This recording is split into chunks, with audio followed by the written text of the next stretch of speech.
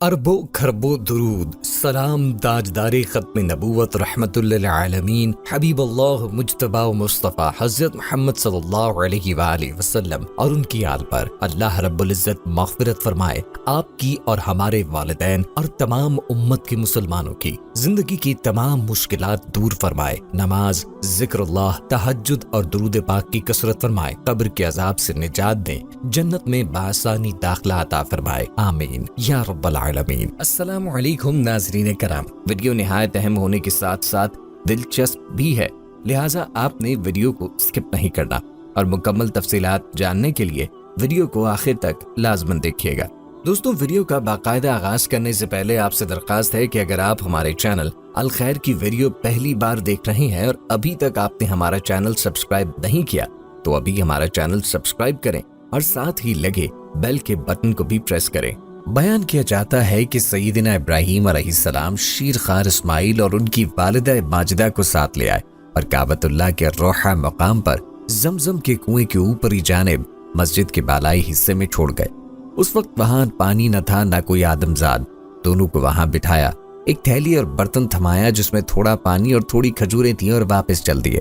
जाने लगे तो उम्मे इस्माइल पीछे पीछे हो ली और पूछा, ए इब्राहीम, हमें इस वादी में जहां न कोई मुअन्नस है और न कोई चीज छोड़ के कहां जा रहे हैं? बारहा पूछा, मगर सैयदना इब्राहीम अलैहिस्सलाम हैं कि कोई जवाब तो दरकिनार मुड़ कर भी नहीं देख रहे थे। बिलाखिर उन्होंने ये पूछा, क्या अल्लाह ताला का ये हुक्म है? तब सैयदना इब्राहीम अलैहिस्सलाम ने फरमाया, हाँ। कहने लगी, तब हमें अल्लाह ज़ाया न करेगा। फिर बच्चे की तरफ पलट आई। सैयदना इब्राहीम अलैहिस्सलाम चलते चलते सनिया मुकाम पे पहुंचे और शफकत के जज्बात से मगलूब होकर मुड़कर नजर दौड़ाई। सैयदा हाजरा और सैयदना इस्माइल ओझल हो चुके थे। काबा रुख होकर दोनों हाथ ऊपर उठाए और ये दुआ फरमाई, ए रब, मैंने बसाया है अपनी औलाद को ऐसे मैदान में जहां खेती नहीं, तेरे मोहतरम घर के पास। ए हमारे रब, ताकि ये नमाज कायम करें तो लोगों के दिल इनकी तरफ माइल रख, उन्हें मेवों से रोजी दे ताकि वो शुक्र करें। सैयदना इब्राहीम अलैहिस्सलाम का दिया पानी जब खत्म हो गया तो दोनों प्यासे हो गए। माँ ने लख्त जिक्र पर बेताबाना निगाह डाली, सफा पे खड़ी हुई। उस पार ता हद नजर कोई दिखाई न दिया। नीचे उतरी, जब वादी के दामन में पहुंची तो जोर लगा के मरवा पे चढ़ गई। इस पार भी ता हद नजर कोई दिखाई न दिया। इसी तरह 7 मरतबा इधर से उधर आती जाती रही। इसी तरह अब्दुल्ला बिन अब्बास रज़ियल्लाहु अन्हु फरमाते हैं कि रसूलुल्लाह सल्लल्लाहु अलैहि वसल्लम ने फरमाया, दोनों पहाड़ियों के दरमियान लोगों की सई यही है। जब वो मरवा पर पहुंची तो एक आहट सुनाई दी। खुद गोयाई के अंदाज में कहने लगी, चुप। फिर आहट आई तो कहने लगी, लगता है हमारे लिए कोई गैबी मदद आई है। क्या देखती है कि फरिश्ते जिब्राईल अलैहिस्सलाम जमजम के पास खड़े हैं। रावी कहते हैं कि फरिश्ते ने अपनी एड़ी या बाजू से जमी कुरेदी, पानी निकल आया। सैयदा हाजरा रज़ियल्लाहु अन्हा पानी को हाथों से रोकती थीं और चुल्लू भर भर कर बर्तन में डालती भी जाती थी, और पानी है कि फवारे मार रहा है। सैयदना अब्दुल्ला बिन अब्बास रज़ियल्लाहु अन्हु कहते हैं कि रसूल करीम सल्लल्लाहु अलैहि वसल्लम ने फरमाया, अल्लाह ताला उम्मे इस्माइल पर रहम फरमाए, अगर जमजम यूं ही छोड़ देती या फरमाया कि चुल्लू न भरती तो जमजम बहता चश्मा होता। रावी कहते हैं कि सैयदा हाजरा रज़ियल्लाहु अन्हा ने जमजम खुद पिया, अपने शीरखार को पिलाया। काबे की इमारत सतह जमीन से टीले की तरह बुलंद थी। जब सैलाब आते तो दीवारों को नुकसान पहुंचता। कुछ अरसे बाद कबीला जरम के कुछ लोग कदा के रास्ते आए और नशेबी मक्के में कयाम किया। उन्हें एक परिंदा नजर आया। कहने लगे, एक अरसे से हम इस वादी से वाकिफ हैं और हमें मालूम है कि यहाँ पानी का निशान तक नहीं, और ये परिंदा तो पानी के इर्द गिर्द ही चक्कर काटता है। फिर उन्होंने 1 या 2 अशखास को दौड़ाया कि पानी की खबर लाए। रावी बयान फरमाते हैं कि जब वो जमजम के पास पहुंचे तो देखा कि सैयदा उम्मे इस्माइल वहां है। पूछा, हमें इजाजत है कि हम यहाँ पड़ाव डालें? बोली, जरूर, क्यों नहीं, लेकिन पानी पे मेरा हक होगा। कहने लगे, ठीक है। सैयदा हाजरा के ईमान, इस्तिकामत और अल्लाह के खालिस बंदगी के जज्बे का अंदाजा उनके इस जवाब से लगाइए कि तब तो हमें अल्लाह ज़ाया नहीं करेगा। बतौर इसकी जज़ा कि अल्लाह ने अपनी नेमत और रहमत जमजम की शक्ल में उन्हें दी।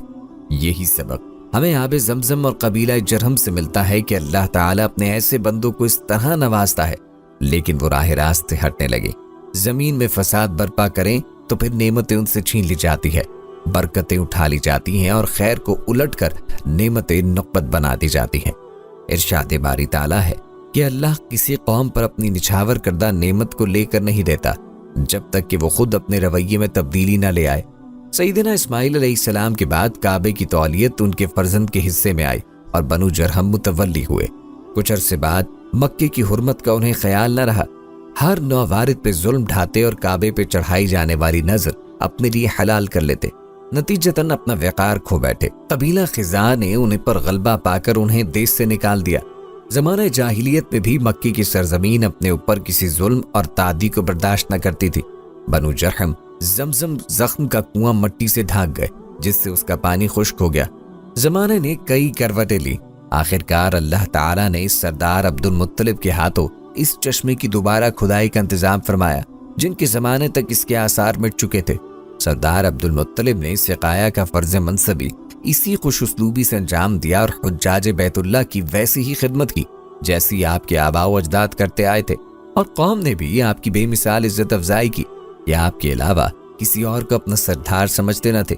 ایک مرتبہ آپ حتیم کعبے کا غیر عمارتی حصہ کے اندر آرام فرما رہے تھے کہ ایک شخص خواب میں آیا اور کہنے لگا طیبہ کھود ڈالو۔ دوسرے دن آیا تو کہنے لگا براہ کھود ڈالو۔ تیسرے دن کہا مدونہ کھود ڈالو، اور چوتھی مرتبہ کہا زمزم۔ سردار عبد المطلب نے پوچھا زمزم کیا ہے؟ جواباً کہا نہ کبھی خشک ہوتا ہے اور نہ کم۔ حجاج کا جم غفیر اس سے سیراب ہوتا ہے، وہ فضلہ اور خون کے بیچوں بیچ ہے، اور وہ سفیدی مائل کوئے کی ٹھونک کی جگہ چیونٹیوں کے بھٹ کے پاس ہے۔ نووارد نے جب اتنا کچھ بتایا، جگہ کی نشاندہی بھی کر دی، تو سردار عبد المطلب کدال اٹھائے اپنے بیٹے حارث کو ساتھ لیے چلے۔ وہاں پہنچ کے کدال ماری تو قریش جھگڑنے لگے، یہ تو ان کے باپ سیدنا اسماعیل کا کنواں ہے، اس میں انہیں بھی حصہ ملے۔ سردار عبد المطلب کے انکار پر فریقین نے ملک شام کے قبیلہ سعد بن حذیم کی ایک خاتون جو کہ کاہنہ تھی اپنا فصیل بنایا۔ دوران سفر وہ سب کے سب ایک جگہ خیمہ زن تھے کہ زیادہ راہ ختم ہوا، پریشانی بڑھ گئی۔ سردار عبد المطلب کہنے لگے چلو آگے چلتے ہیں، شاید کوئی پانی مل جائے۔ یہ کہہ کے اپنی اونٹنی پہ سوار ہوئے۔ وہ جو ہی اٹھی اسی کے نیچے سے میٹھے پانی کا چشمہ ابل پڑا۔ سردار عبد المطلب خوشی سے جھوم اٹھے، سارے لوگوں میں جان آ گئی، سب نے وہیں پڑاؤ کیا، پیاس بجھائی، مشکیں بھری۔ قریش کے اور قبائل کو وہیں بلا لیا، وہ آئے، سیراب ہوئے اور کہنے لگے عبد المطلب خدا کی قسم تم نے بازی جیت لی، آئندہ زمزم کے مسئلے پر ہم آپ سے کبھی نہ جھگڑیں گے۔ قسم اس خدا کی کہ جس نے اس چٹیل میدان میں آپ کو سیراب کیا اسی نے آپ کو زمزم سے بھی نوازا، یہ سکون خاطر اپنی امانت سنبھالو۔ اسی طرح فریقین ہنسی خوشی بغیر کاہنہ کی ثالثی کے یہیں سے مکہ لوٹ چلے، اور سردار عبد المطلب نے نادم عزیز حجاج بیت اللہ کی سقایت کے لیے خود کو وقف کر دیا۔ ایک عرصے بعد جب خاتم الانبیاء والمرسلین توحید کا پرچم لہراتے دنیا میں نمودار ہوئے اور اللہ صاحب عرش عظیم نے بطور معجزہ آپ کو اسرا اور معراج سے نوازا، اس وقت بطور مقدمہ آپ صلی اللہ علیہ وآلہ وسلم کی سینہ اتھر کو زمزم سے دھویا گیا۔ سیدنا ابو ذر راوی کہتے ہیں کہ رسول اللہ صلی اللہ علیہ وآلہ وسلم نے فرمایا میرے گھر کی چھت کھلی، اس وقت میں مکہ میں تھا، سیدنا جبرائیل امی اترے، میرا سینہ چاک کیا اور اسے زمزم سے دھویا، پھر ایک سونے کا تشت ایمان و حکمت سے بھرا میرے سینے میں انڈیل کر سل دیا۔ بعد ازاں میرا ہاتھ تھام کر آسمان دنیا کی طرف چل پڑے، وہاں پہنچ کر سیدنا جبرائیل داروغہ آسمان سے گویا ہوئے دروازہ کھولیے۔ آواز آئی یہ کون ہے؟ جواب دیا یہ جبرائیل ہے۔ آواز آئی کہ آپ کے ساتھ کوئی ہے؟ کہا ہاں میرے ساتھ محمد ہے۔ آواز آئی کیا آپ مدعو کیے گئے ہیں؟ کہا جی ہاں۔ بعثت کے وقت حجاج بیت اللہ زمزم سے سیراب ہوتے تھے۔ آپ صلی اللہ علیہ وآلہ وسلم کے چچا سیدنا عباس اس پہ مامور تھے۔ نبی اکرم صلی اللہ علیہ وآلہ وسلم نے اس سقایت کو عمل صالح قرار دیا اور انہیں اس پہ ابھارا بھی۔ سیدنا عبداللہ بن عباس رضی اللہ عنہ راوی ہے کہ رسول اللہ صلی اللہ علیہ وآلہ وسلم اس مقام پہ تشریف لائے جہاں سیدنا عباس رضی اللہ عنہما لوگوں کو زمزم پلا رہے تھے۔ آپ صلی اللہ علیہ وآلہ وسلم نے بھی طلب فرمایا۔ سیدنا عباس رضی اللہ عنہ نے اپنے صاحبزادے سے کہا فضل اپنی والدہ کے ہاں جانا اور ان سے زمزم لے آنا۔ رسول اللہ صلی اللہ علیہ وآلہ وسلم نے فرمایا مجھے یہیں سے دیں۔ سیدنا عباس رضی اللہ عنہ نے کہا اے اللہ کے رسول لوگ اس میں ہاتھ ڈبو دیتے ہیں۔ فرمایا یہیں سے پلائیے۔ جب پی چکے تو زمزم کے کنویں کے پاس تشریف لے گئے جہاں بنو عبد المطلب پانی سینچنے اور پلانے میں منہمک تھے۔ انہوں نے دیکھ کے فرمایا کیے جاؤ، بڑا ہی بہترین کام ہے، اگر لوگ تم پہ غلبہ نہ کر لیتے تو میں بھی اتر پڑتا اور اس اپنے کندھے مبارک کی طرف اشارہ فرمایا پر رکھتا۔ آپ صلی اللہ علیہ وآلہ وسلم کی اس جملے اگر لوگ تم پر غلبہ نہ کر لیتے کا مطلب یہ ہے کہ لوگ میری اقتداء میں تم پر اس قدر ٹوٹ پڑتے کہ تمہیں مشکل میں ڈال دیتے۔ رسول اللہ نے زمزم پیا اور یہ حج کی سنتوں میں سے ہے۔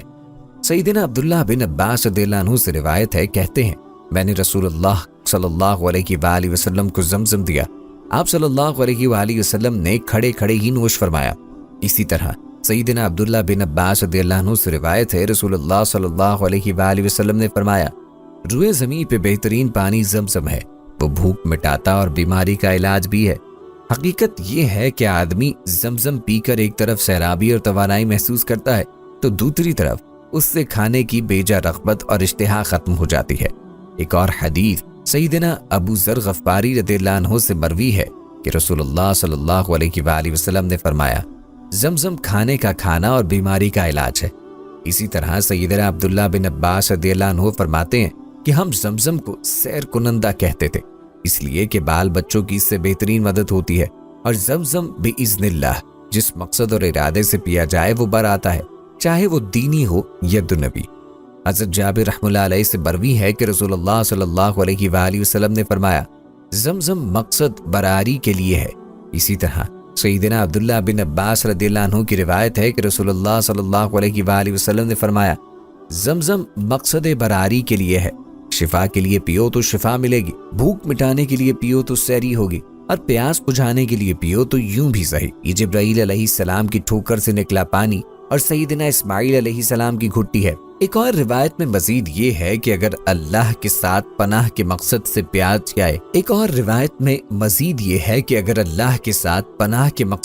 جائے تو پناہ مل جائے گی۔ اسی طرح سیدنا عبداللہ بن عباس رضی اللہ عنہ جب زمزم پیتے تو یہ دعا فرماتے اے اللہ مجھے نفع بخش، علم، کشادہ رزق اور ہر بیماری سے شفا عطا فرما۔ یہی وجہ ہے کہ اسلاف زمزم پی کر ضرور دعا کیا کرتے تھے۔ حضرت عبداللہ بن المبارک رحم اللہ زمزم کے قریب آئے، یہ حدیث سند کے ساتھ ذکر کی۔ رسول اللہ صلی اللہ علیہ وآلہ وسلم نے فرمایا کہ زمزم مقصد براری کے لیے ہے۔ پھر زمزم پیا اور کہنے لگے میں اس لیے پیتا ہوں کہ روز قیامت پیاسا نہ رہوں۔ زمزم کے بے شمار نام ہیں، یہ ناموں کی کثرت بھی اس پانی کے اعزاز کی نشانی ہے۔ زمزم کی تاریخ اور احادیث میں وارد اس کی فضیلت آپ نے جانی۔ جب یہ مبارک پانی میسر آئے تو پئیں اور سیر ہو کے پئیں، اور دعا فرمائیں کہ اللہ تعالی ہمیں اپنے نبی اکرم صلی اللہ علیہ وآلہ وسلم کے حوض سے آب کوثر پلائے کہ اس کے بعد ہم کبھی پیاسے نہ ہوں۔ آمین۔